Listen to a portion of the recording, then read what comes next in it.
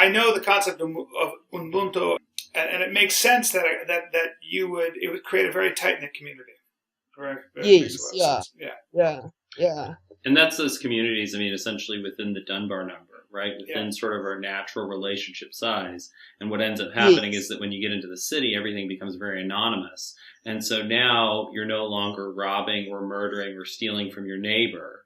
You're just, it's some stranger. Like you can't even really process it. And also psychologically, I would imagine it creates a very psychologically sound person. You're so supported as you grow older.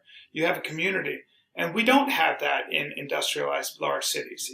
People are isolated. They really are. Mm-hmm. Yeah. It's true. I mean, like I said, the only really negative part was not being exposed to a lot of opportunities and within that protective environment. And then when you get out there and you look at those opportunities and you started seeing your limitations, and sometimes you don't know how to deal with those limitations because you grew up in a very protective kind of community.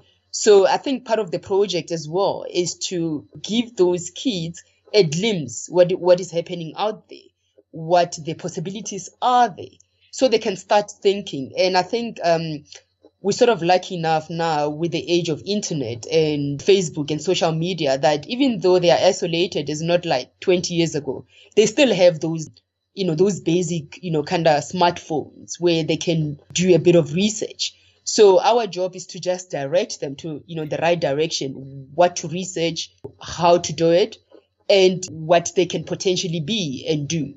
So hence this project of flying sort of around the country. Because I find that when I was growing up, my career choices were based on seeing people that looked like me, doing those things. So by going there and for them seeing people that look like them, flying an aircraft, it's just, for them, it's amazing. I'm sure. And it's something that they sort of don't comprehend because we sound like them and our background are exactly like their background.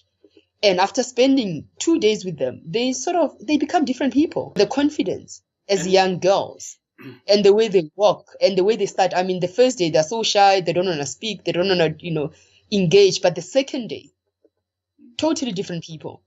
And are you showing them on a computer sort of the world? Is that kind of how this works? So what we do is there's 3 things that we show them. Number 1, before we land, so they'll come to where we're going to land. So they'll be there before we land. So we want them to see us land. Because, sometimes they can say, no, maybe they didn't fly that aircraft, maybe somebody did it. So we want them to see us land. We want them to see us get out of the aircraft. Something that we know it will stay in their head.